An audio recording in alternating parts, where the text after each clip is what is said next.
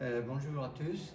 Personnellement, je suis dans la joie avec l'opportunité que Dieu il me donne, aussi bien que mon pasteur.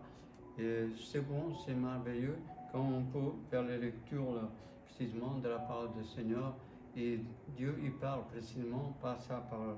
Et je voulais précisément lire en Jean chapitre 10, en commençant dans le verset 1.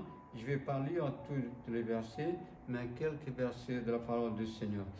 Et ils nous disent comme ça: en vérité, je vous le dis, celui qui entre pas par la porte dans la bergerie, mais qui monte par ailleurs est un voleur et un brigand.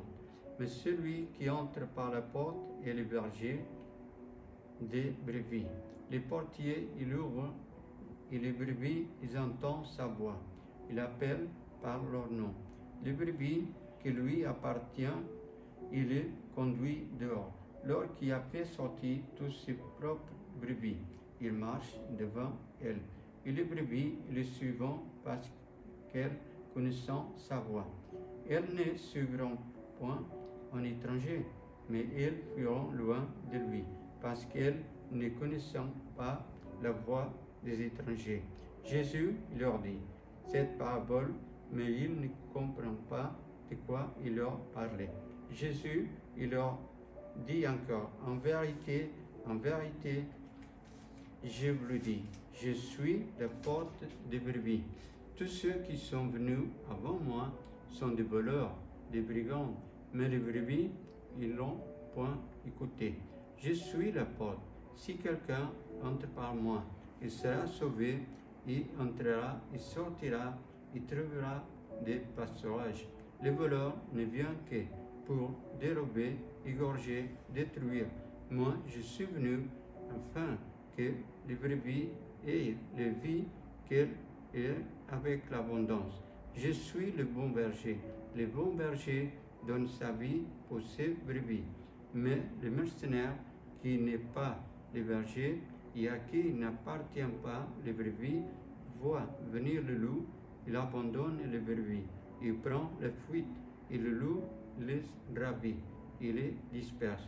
Le mercenaire qui s'enfuit parce qu'il est mercenaire et qui ne se met point en peine des brebis. Je suis le bon berger. Je connais mes brebis et elles me connaissent. Jusqu'ici, la parole du Seigneur. Je suis très heureux précisément de partager cette parole avec vous. Et là-dessous, on trouve précisément un verset clé. C'est le verset 14.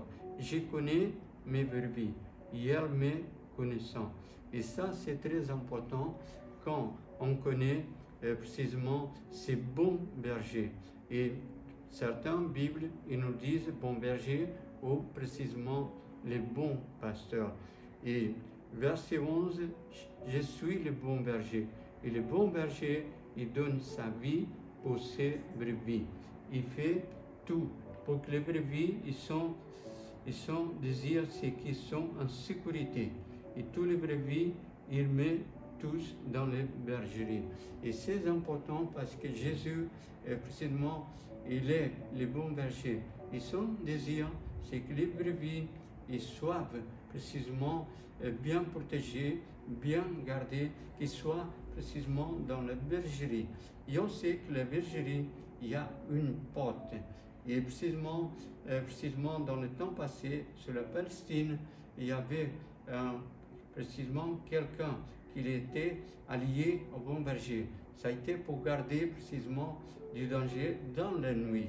Mais précisément au moment précis, il venait le berger qui ouvre les portes et les brebis, ils les suivaient. Ils entendaient leur voix. Et le plus important dans cette vie, c'est d'entendre la voix de Dieu. Parce que ces bons bergers, ils nous protègent, ils nous gardent. Précisément de tout le mal, de tout ce qui peut nous entourer. Aussi bien que les bons bergers, ils mettaient précisément dans la bergerie tous ces précisément brebis. Ils les protégeaient, ils les gardaient précisément de toute l'apparence de mal. Et Jésus, précisément, il est cette porte merveilleuse. Et c'est Jésus, précisément, qui est venu pour sauver, pour porter précisément la paix, la joie, la raison de vivre.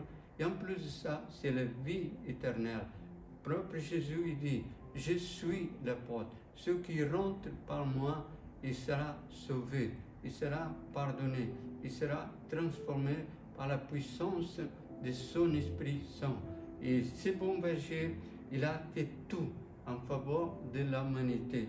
Précisément, il a donné sa vie, il a donné tout en lui-même pour que l'humanité y soit transformée. Et les bons bergers, ils ouvrent précisément la porte. Les brebis, ils entendent sa voix, ils appellent par leur nom, et le brebis qui lui appartient, il les conduit.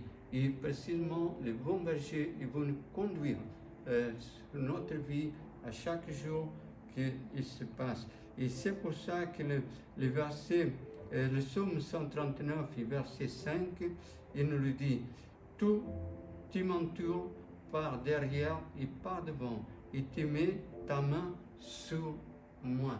Et c'est important parce que le Seigneur, il nous garde, il met sa main sur nous à chaque jour, à chaque moment, il nous protège de toute l'apparence du mal.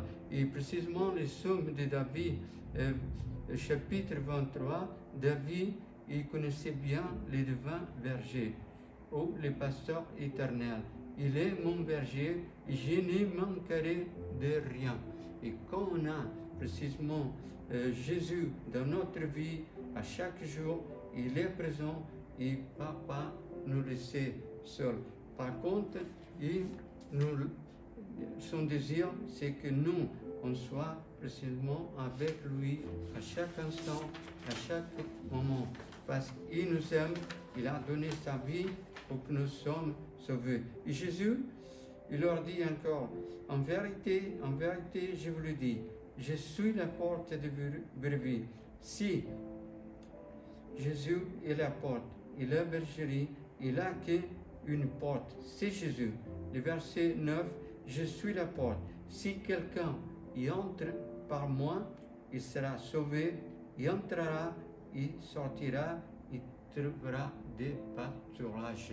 Et dans ce monde que nous vivons, plus que jamais, nous avons besoin de la paix, de la joie, de la raison de vivre. Et mon temps, il arrive précisément à la fin.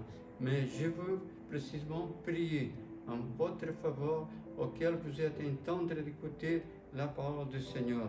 Et Jésus, il est grand pour vous venir, pour pardonner vos péchés, pour vous transformer, pour vous donner une nouvelle naissance. Parce que la Bible nous dit, ceux qui sont en Christ, ils sont de nouvelles créatures. Et Dieu, il a tellement aimé le monde, qu'il a donné son Fils unique, pour ceux qui croient en lui, ne périssent point, mais qui est la vie éternelle. Et le plus important dans cette vie, c'est savoir où passer notre éternité. Et le désir de Dieu, c'est précisément que l'humanité puisse vivre avec lui. C'est pour ça qu'il a donné son Fils Jésus, qui est mort sur une croix, pour nous sauver de la condamnation. Je vais prier en votre faveur. Père Céleste, je suis devant toi, Seigneur. Je te remercie pour ta parole, Seigneur, parce que tu es le seul porte que tu donnes assez au Père. Et merci pour tout ce que tu as fait sur la croix, Seigneur. Merci parce que tu es bon, tu es merveilleux, Seigneur. Tu es le seul Dieu que tu as créé le ciel et la terre, Seigneur. Et ce jour-là, Seigneur, je te demande, Seigneur, que tu bénisses, Seigneur, les personnes qui écoutent ta parole, Seigneur. Tends ta main sur elles, qu'elles puissent être pardonnées de ses péchés, Seigneur. Qu'elles puissent être transformées, Seigneur. Qu'elles puissent voir ta grâce, ta puissance, Seigneur. Parce que tu es un Dieu vivant, Seigneur. Et tu connais les corps, tu connais les vies, Seigneur. Il n'y a rien de caché, Seigneur, devant toi. Et je sais que tu es merveilleux, Seigneur, parce que tu as fait de grandes choses avec moi. Tu m'as transformé, Seigneur. Tu m'as donné une raison de vivre, Seigneur.